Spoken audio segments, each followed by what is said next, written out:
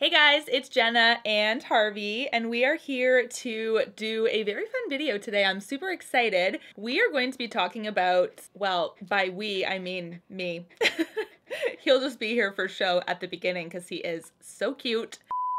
We're going to be talking about the worst beauty trends right now. This is just my opinion. I do like a sort of specific style with makeup, and it usually caters towards timeless, classic stuff that hasn't really changed over the years too much, and that's just kind of what I identify with as really beautiful, enhancing your own look but better kind of thing. So let's get into the first one because this one is very interesting. It's more editorial. It's not like everyday friendly, and maybe that's not the point of this one. I don't know, but this is the eyeliner one where you have eyeliner that starts off like a wing and then kind of like curls up into a half moon coming onto the eyelid. Now for me, probably because my eyes are hooded, I think an upper line would get swallowed. If I did that myself, I think as soon as I open my eyes, the line would be gone. So it wouldn't make any difference for my type of eye.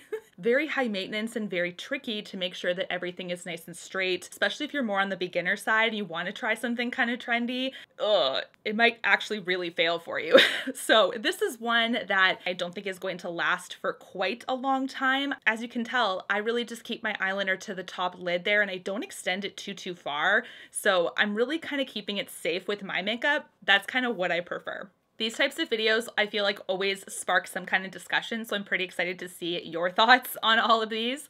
But the next one is one that, okay, I love the idea of when people add eyelash extensions to their eyes. I think, especially if you want a full lash, something that really opens up the eye, I can totally see why people do that. I'm not speaking from experience because I've never had extensions before, but what I can say is that sometimes if you go way too heavy, it looks really bad. So the next one is heavy lashes. Heavy lashes to me, like way down the eye, they almost bring age to the eye in my opinion. If you put too many, as well as if they're too long and I don't know, like too bold and intense for somebody on a regular basis. Most of my friends do this really well, so I think that looks great on them. But there's some looks that I have seen where people just go too big, too fast on very small eyes or even on bigger eyes. If you go too big, it just looks off. You can tell it's fake. Maybe that's the point. I don't know. For me, if I did ever get extensions, I would hope that it would kind of look a little bit more natural. Maybe that's just my preference and my look, I guess, and my taste. A lot of the time, it can make you look very heavy, weighed down,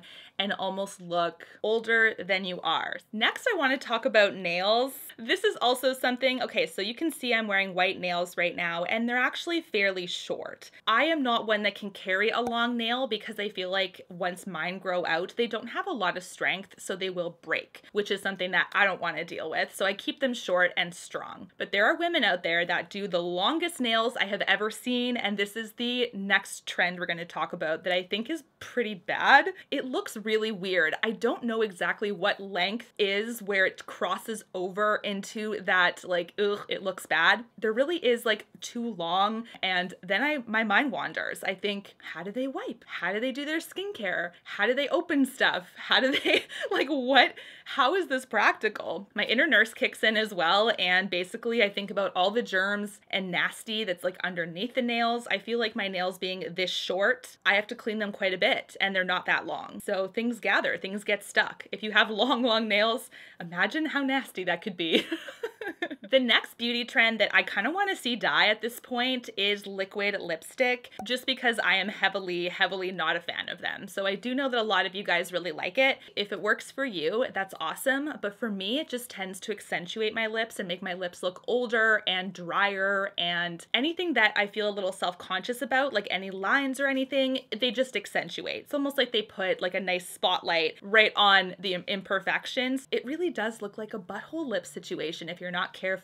Again, my inner nurse coming in, that might be too TMI for some of you. If you're a fellow nurse out there, you may understand that sometimes the filter comes off and we just forget who we're talking to. There's very few people that can make these work, because I do like the fact that they are very long-lasting products, but my lips ain't perfect and they don't make them look any better. So this is a trend that I personally would love to see never happen again.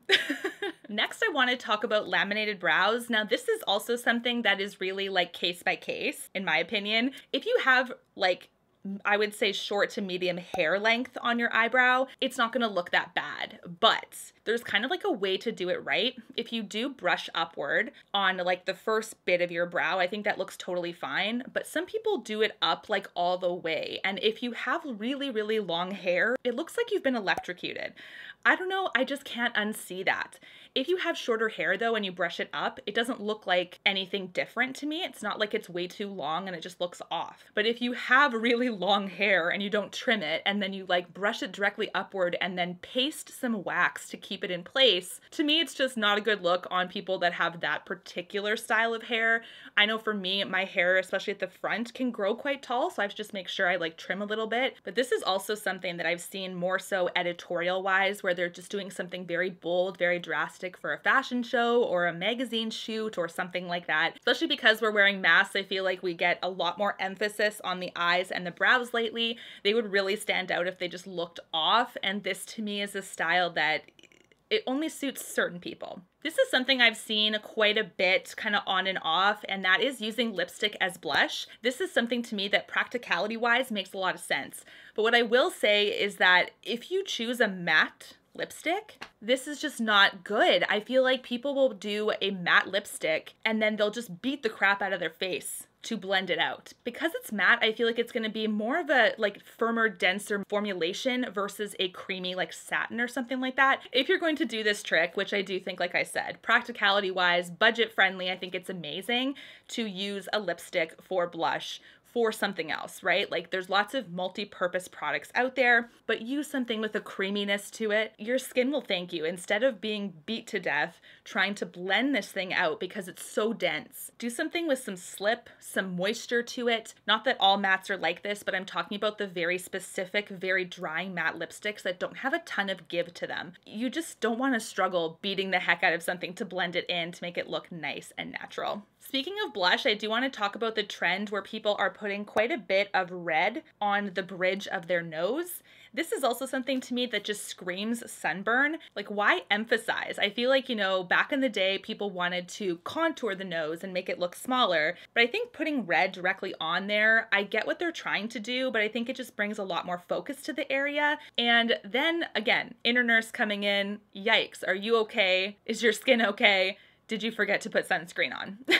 Here's one that I think is luckily kind of fading away. This is where people are actually adding under eye circles to their under eyes. Now, I have seen this on TikTok a lot. I think it's more so in like the younger generation. I'm not sure. Let me know your thoughts. I have never in my lifetime ever thought that an under eye circle would be a trend. It looks kind of like bruising. It also kind of weighs the eye downward as well. If you put something right underneath there, it almost like brings your whole face like kind of lower to me. So adding that, I just found that very surprising to see. It's almost like we're gonna add a little bit underneath there. Why? I have no idea. And I have never seen anybody look good with it compared to some of the other ones we've talked about where there really are certain styles like people can pull it off. This one I really don't understand. Next, I want to talk about fake freckles, which I might get some heat about as well. I think a lot of us really like the fake freckle look, but I think it's the execution of this trend that makes me cringe.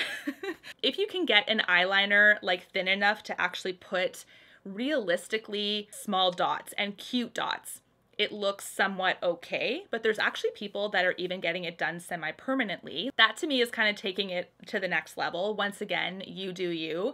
But if it is done incorrectly, to me it looks sloppy. I don't know, like it's very obviously fake freckles. And I think the whole point of this is to make them look natural, to kind of look a little bit sun-kissed and stuff like that. But sometimes people, oh, those are fake freckles gone wrong, that's for sure. And I have beauty marks on my face already, so I feel like purposely, I wouldn't need to do something like this. I think it'd be already too much.